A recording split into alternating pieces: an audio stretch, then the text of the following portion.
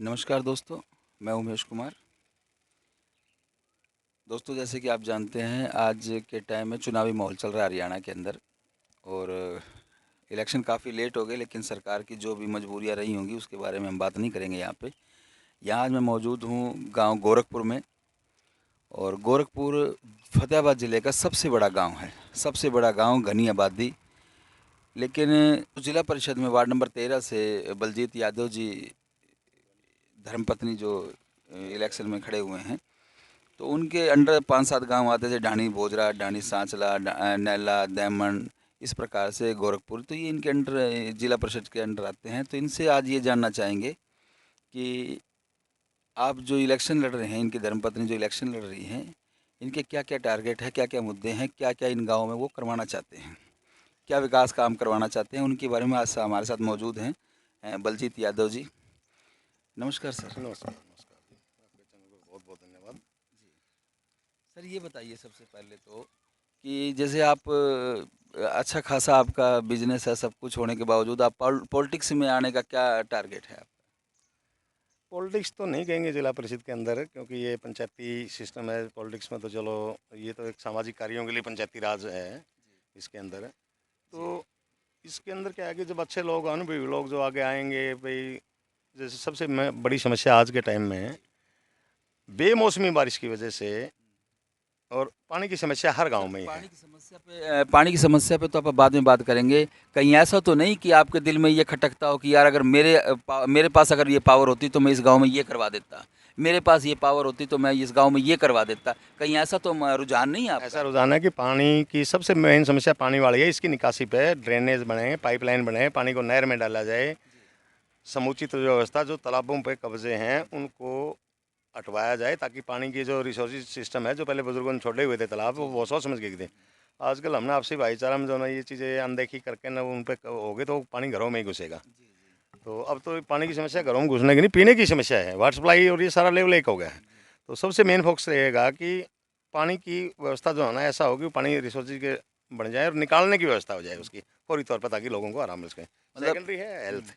मतलब आपका कहने का मतलब है कि जो जोड़ हमारे हुआ करते थे, हाँ, बरसात का पानी उसमें आ जाता था। हाँ, अब लोगों ने पंचायती जमीन पे जोड़ पे कब्जे करने शुरू कर हाँ, दिए, तो जिससे पानी, जोड़ जो है कंजेस्टेड हो गया है। हाँ, तो पानी तो फिर घरों में ही घुसेगा अगर हाँ। को रुकने की जगह नहीं है। वो तो उसमें प्रशासन भी क्या करेगा?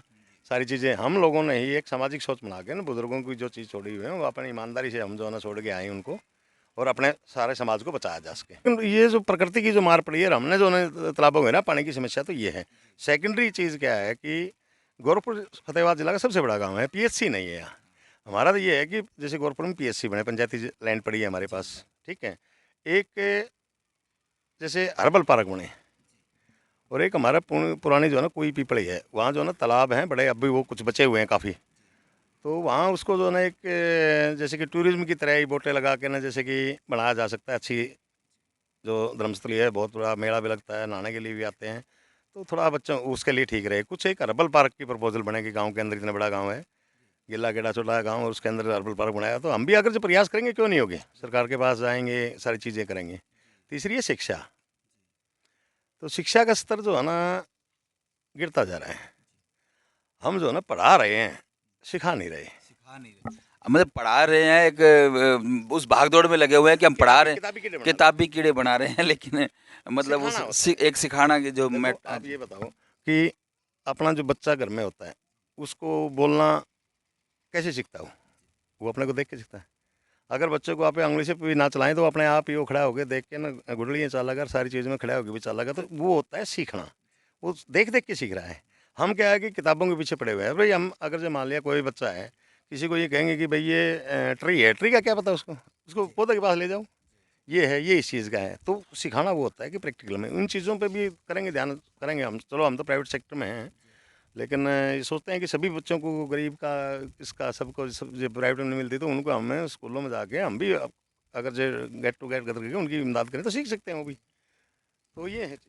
तो सर, जैसे कल हम आपके जो अंडर, आपके जो उसमें आता है वार्ड नंबर 13 में, नैला में और दैमन में मौजूद थे। वहाँ पे गंदगी गंदगी का बहुत ज़्यादा आलम था, बहुत ज़्यादा गंदगी थी, सड़कों पे पानी। और यही सिचुएशन आपकी गोरखपुर की है कि अगर चलना हो रोड पे, सड़कों में, गलियों में, तो आप बिना चीकड़ को पार करे नहीं जा नहीं सकते। जा सकते, नहीं जा सकते। वो एक चीज़ घूम फिर के वही आ गई ना, पानी वाली। चीज़ सेम ही है। उसके रोडों पर पानी क्यों आया? तालाब होते तो क्यों आता?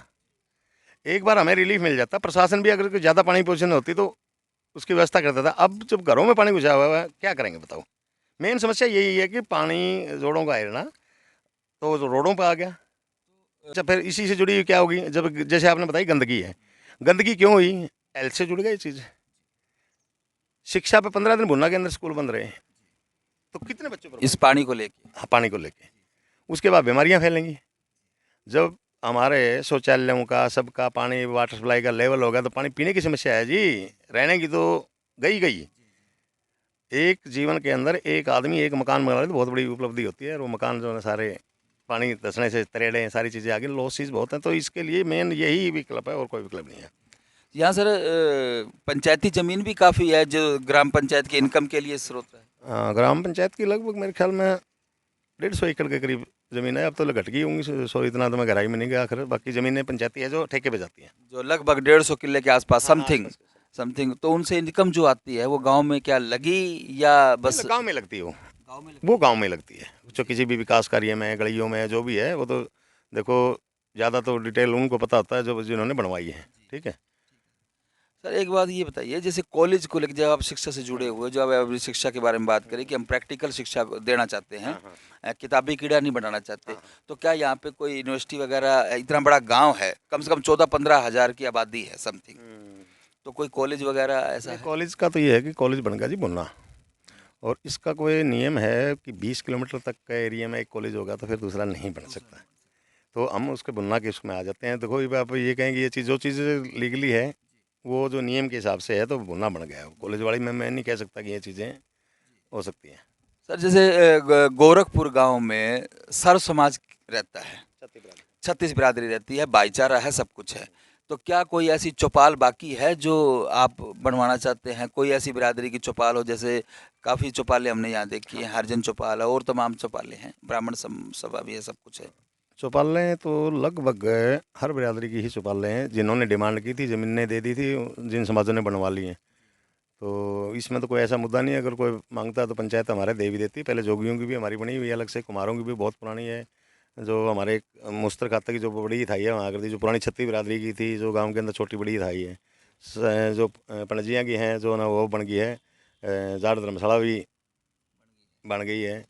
तो इसके लिए तो हमारे गांव में का भाईचारा इतना बढ़िया है कि हमारा कोई ऐसा है ही नहीं, यहाँ कोई वाद विवाद का, कोई जाति पाति का ये सिस्टम नहीं है। यहाँ तो एक जो है ना, गोरखपुर गांव ठंडा गांव है। तो यहाँ तो हर चीज़ कोई ये नहीं है कि यहाँ किसी तरीका को हो। अच्छा एक चीज़ और बताइए बलजीत जी, जैसे इस बरसात को लेके काफ़ी लोगों के घर डैमेज हो गए, छतें गिर गई, दरारें आ गई, दरारें आ गई। दरारें आ गई, तो कुछ उसके बारे में भी आप बताना चाहोगे? नहीं, उनको तो सरकार से हमारी तो मांग ये है कि उनको जो है ना मुआवजा दिया जाए। हाँ हाँ। और ख़ास करके बताऊँ, ज़्यादा जो नुकसान हुए हैं वो गरीब बस्ती में हुए हैं, क्योंकि वो जो है ना आउटर में है, और आउटर में पानी ज़्यादा सबसे पहले उनके घुसता है। क्योंकि जो जिस भी गाँव की बड़ी आबादी है, जो पुरानी आबादी है, वो सारी ऊंचे पे है। वहाँ अब तक भी पानी ना भुना के अंदर उसके अंदर आता, ना गोरखपुर की भीतर की आबादी के अंदर किसी भी गांव में ऊंची आबादी में नहीं चढ़ता। जो बाहर हमारी जो बस्तियाँ बनी हैं उनके अंदर है, वहाँ ज़्यादातर गरीब तबका है, उसी को नुकसान हुआ जी जी। तो मतलब आपकी ये प्राथमिकता रहेगी भी जिनके घर वगैरह, छत वगैरह दरारें आ गई हैं, उनको मकान बनाने की सुविधा भी है। आपका? उनको मुआवजा दिया जाए, उनको मुआवजा दिया जाए, उसके लिए हम प्रयास करेंगे। सर लगभग अंदाजा जोड़ कितने होंगे अपने गांव में? जोड़ तो लगभग 22-23 जोड़ है। खेतों में भी जोड़ थे जो पर्सनली छोड़े हुए थे। तो अब तो लगभग गिर ही गए हैं। थोड़े थोड़े को 10 एकड़ का था, वो 2 एकड़ बच रहे हैं। तो 22-23 जोड़ थे टोटल गाँव में। 22-23 जोड़ थे। आप इससे ये अंदाजा लगा सकते हो अब कि निशानी है उनकी, निशानी तो है। निशानी है। हाँ हाँ। तो देखिए मास्टर साहब बता रहे हैं बलजीत जी कि यहाँ 22-23 जोड़ थे, 22-23 जोड़ में अब वो धीरे धीरे कब्जे का एक रूप धारण ले लिया है। लोग जब कब्जा कर लिया तो आपकी जो बरसात हुई अभी 10-15 दिन 20 दिन पहले समथिंग, तो वो पानी जो है बरसात का जोड़ों में ना जाके ओवरफ्लो होकर सड़कों पे आ गया, घरों में घुस गया, इस तरीके के है। तो हमारे साथ बलजीत यादव जी थे और गोरखपुर गांव से, वार्ड नंबर 13 से इनकी धर्मपत्नी अनिता यादव। अनीता यादव जी हैं, जो 13 वार्ड नंबर 13 से, जिसमें नैला, दैमन, बैजलपुर, ढाणी, भोजराज, साचना, ये सारे गांव इनके अंडर आते हैं। और इनका अच्छा रुझान है कि मैं कुछ करना चाहता हूं। इनका पॉलिटिक्स में आने का मतलब ये नहीं है कि अपनी साख चपरानी, ये तो पहले से ही फेमस है, लेकिन ये चाहते हैं अभी इन गाँव में कुछ काम हो, जो काम सरपंच नहीं करवा पाया, जो सरकारें नहीं कर पाई, वो ये अपने अंडर लेकर इनको काम करवाना चाहते हैं। और इसी के साथ मैं अपना ये बलजीत जी के साथ जो मेरा इंटरव्यू चल रहा था इसके समाप्त करता हूँ। और मैं फतेहाबाद प्रतिबिंब से उमेश कुमार की रिपोर्ट।